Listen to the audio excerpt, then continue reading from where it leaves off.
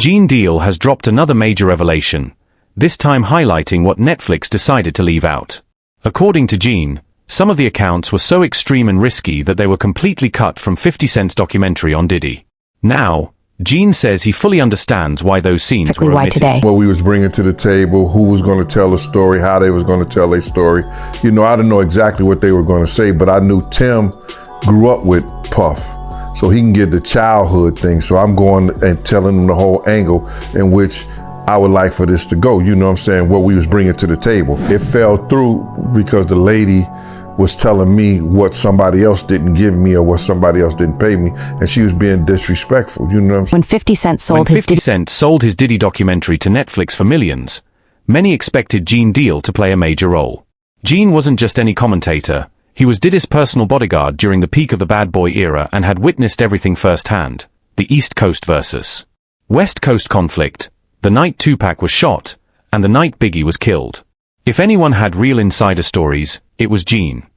Yet when the documentary was released, Gene was completely absent. No sit-downs, no clips, no appearances. That alone raised eyebrows. Around the same time, Netflix launched a series featuring never-before-seen footage of Diddy in the days leading up to his arrest. Intimate moments, private conversations, and behind-the-scenes material. The series made headlines, and Diddy even hinted at possible legal action over some of the footage. But according to Gene, what Netflix showed audiences was far from the full story. Close. Pictures of different people that was no longer, but they was instrumental in the bad boy. They couldn't even tell the real bad boy story. How Puff and them got their money, got started and stayed in the game before Clyde Davis. You understand what I'm saying? Because they didn't have the pictures, they didn't have the person to deliver the story. You know what I'm saying? Bad boy got their start with he do. He take their money to piece Big them off for some money before he makes his deal.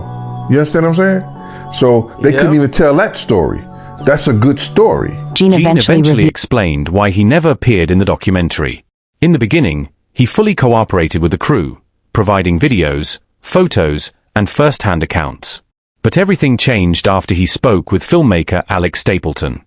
Gene says she made it clear that 50 Cent never controlled the funding or what ultimately appeared in the final public release. Because I was talking to the producers, and before I talked to the executive director, and the producers knew, I was telling them what I was bringing to the table. Because I was trying to get a deal for me, Kirk, and Tim all together. Like a package deal. I wanted to try to get like $50,000 for each one of us. You know what I'm saying? So I told them what we was bringing to the table, who was going to tell the story, how they was going to tell their story. You know, I didn't know exactly what they were going to say, but I knew Tim grew up with Puff, so he can get the childhood thing. So I'm going and telling him the whole angle in which I would like for this to go. You know what I'm saying? What we was bringing to the table. I didn't know how they was going to do it, but I was saying, this is what we're going to bring to the table. Tim could start off with the childhood part of it because they grew up together. That's Tim Dog, Tim Patterson. Also, you know, he was the one who was working at Uptown. He was executive over there of A&R and all that other stuff. He went to Island Records. He used to work with over there at Arista, the whole 9 yards. Tim is the one who had the Lost Boys. If you remember the Lost Boys, yeah, you know what I'm saying. Tim was the manager of them. That was his group and everything like that. So Tim had a lot of inside and a lot of stuff to do with Puff. I had a lot of other people I could have brought to the table too. Eddie F, who taught Puff how to work the board and everything like that. Just Eddie F, Heavy D, and the boys DJ. I was gonna try to get Eddie and some other people like that. But it fell through because the lady was telling me what somebody else didn't give me or what somebody else didn't pay me, and she was being disrespectful. But now Gene says money wasn't the only reason he was left out. He argues that the documentary cut massive sections of evidence that could have completely changed how audiences, and even the broader culture, viewed events for years. One of the clearest examples is the so-called East Coast versus West Coast war. According to Gene, that story is misleading. Artists from both coasts were constantly traveling, collaborating, and showing respect for one another. The real conflict, he says, was between two record labels, Bad Boy and Death Row, with Diddy and Suge Knight at the center of it all. And Puff is the one who refused. Puff is the one to refuse to send a representative or either come himself, and got mad at Zip and them because they were in the Mirage on 57th Street partying with Suge Knight. Got mad at them, and Zip hung up the phone on him. Gene thinks this marked a critical moment. In his view, the violence might have been prevented, but it wasn't. Then Gene dives into what he describes as the most explosive part story here. He claims Diddy knew Tupac was going to get hurt at Quad Studios and did nothing to stop it. The documentary discusses the Quad Studios shooting where Tupac was hit multiple times in 1994, but Gene says that they're left out one crucial detail. That same day, Diddy, Andre Harrell, plus Jimmy Henchman were together inside Jimmy Henchman's office. Biggie and his crew had no idea Diddy was there. Talked about the Quad Studio shit, but they didn't mention the fact, and they left it out, that Big and C's did not know that Puff and Andre Harrell was in Jimmy Henchman's office the day Pac got killed. The day Pac got shot at Quad Studio. Let me repeat that again so it don't get mixed up in the whole thing. They did not mention that Andre Harrell and Puff Daddy and Jimmy Henchman were all in the office together. Puff was on the office because he was trying to spy on Big and them, because Big was writing the Junior Mafia stuff and Puff had his publishing. I told this to a couple of people before, I said it before, and you got people that's running with it like they knew the story in the whole 9 yards. You understand? They'll lie and you ask them, how do you know that? Who told you? They couldn't even tell you that. Gene also claims the documentary completely ignored the real story behind the death of bodyguard Jake Robbels. He says Mark Curry knows exactly who was responsible, and it wasn't the person most people assume. According to Gene, it was a Jamaican man from the Bronx who was later shot and killed by police at a nightclub called Magic City. That crucial detail, he says, was left out entirely. Even more surprising, Gene reveals that Death Row actually tried to make peace. They wanted to set up a sit-down to resolve tensions between Tupac, Biggie, Bad Boy, and Death Row, aiming to de-escalate the situation. But, according to Gene, Diddy refused to attend. And they was actually getting warnings. If they wasn't going to take two. Gene believes this was a critical moment, one where the violence might have been prevented, but wasn't. He then dives into what he calls the most explosive part of the story. Gene claims that Diddy knew Tupac was going to get hurt at Quad Studios and did nothing to stop it. While the documentary covers the Quad Studios shooting in 1994, when Tupac was shot multiple times, Gene says it omits a key detail. On that same day, Diddy, Andre Harrell, and Jimmy Henchman were together inside Henchman's office.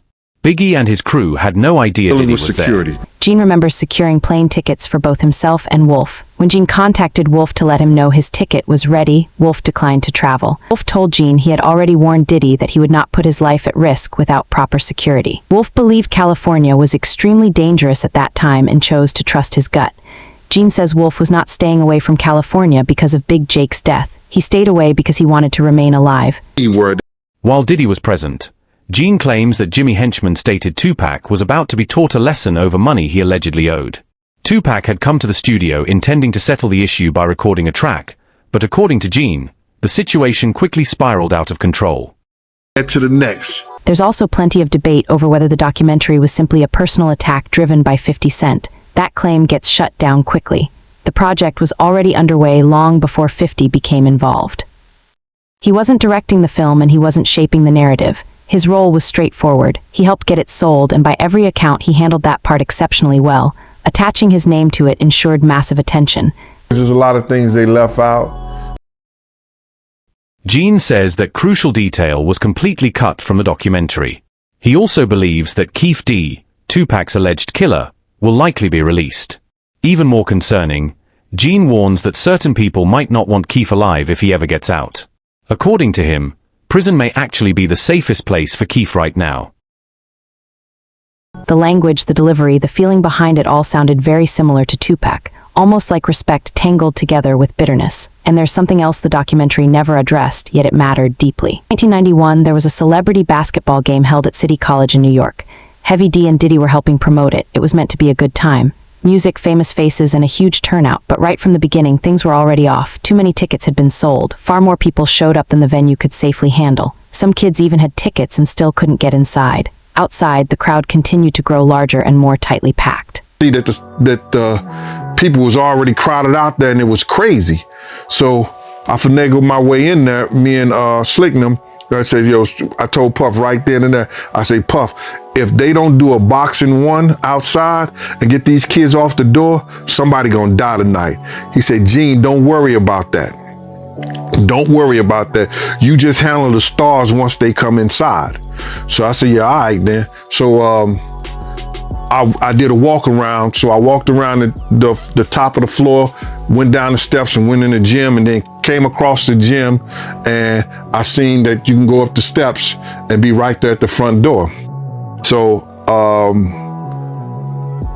everybody was coming in. You seen Dougie Fresh, Red Alert, they was on the mic.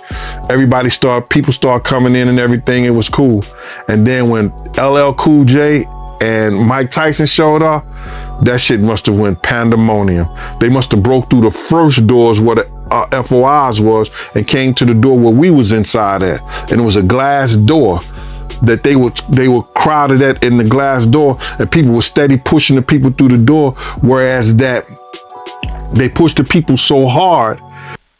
The force from the crowd became overwhelming. The glass shattered. People were pushed forward and tumbled down the stairs. Others fell on top of them. There was no escape. People were completely trapped. One pregnant woman fell during the chaos. She and her unborn child did not survive. The top of the store, we grabbed this girl.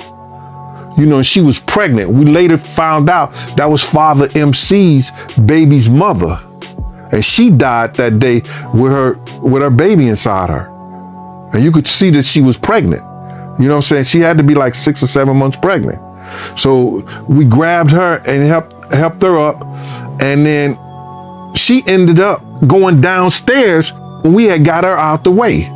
So they got trapped down the stairs. After they broke through the first glass, they got trapped downstairs through the second door because Jessica had got scared. That was Puffy partner at the time, Jessica Rosenberg. She got scared, ran downstairs with the money box and shut the door behind her. And all those people got shut down in there and got trapped. Right. 9 people died that day. 29 others were injured. And I guess Nice and Smooth's bodyguard was one of the people that got killed. My man, let me tell you something. That dude was about 6'4". He had a white t-shirt on, I think with khaki pants. I was over there trying to resuscitate him, and I was like, this shit is crazy. So it was just that crazy. That big dude died there too. So you didn't have to be a certain size. He was about 6'4", man. Yeah, sad. A very sad day to see that much death and destruction right in front of you. Later, a judge reviewed everything that had happened. Years afterward, responsibility was divided. Half was placed on the school and the other half on the event promoters. No one was sent to prison, but the harm had already been done. After that tragedy, Diddy lost his position at Uptown Records. He believed his career was finished. People close to him said he fell into a deep depression and was even placed on suicide watch because he felt he had lost everything. That night changed many lives permanently, and even though it remains one of the most serious moments tied to his early career, it was completely excluded from the documentary. Why? Why did 50 decide not to include these stories? What do you think? Share your thoughts in the comments below. Regarding how the case could ultimately conclude, Gene believes multiple individuals deserve to be held responsible. He says anyone who provided misleading information to law enforcement should face serious consequences. He even suggests Keefe D might be able to file a lawsuit against the Las Vegas Police Department if the charges collapse. In Gene's opinion, if a judge reviews the evidence fairly and without bias, there's a strong possibility the case won't stand. Gene also pointed out some of the most critical facts the documentary failed to include, especially surrounding the death of a bodyguard known as Wolf. According to Gene, the version people have heard for years is inaccurate, and he believes Diddy played a significant role in what actually happened.